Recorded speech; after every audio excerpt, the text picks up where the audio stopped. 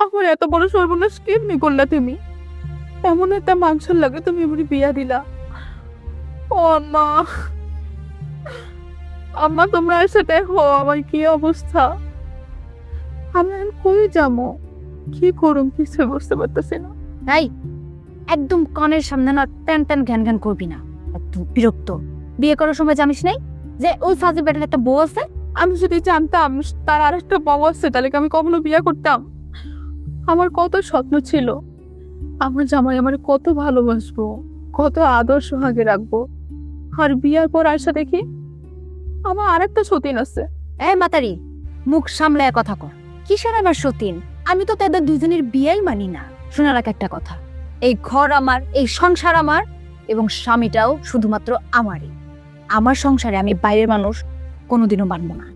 আমি ভালোই ভালোই কইতাছি, এক্ষুনি ওই মুহূর্তে আমার সংসার ছেড়ে চলে যা।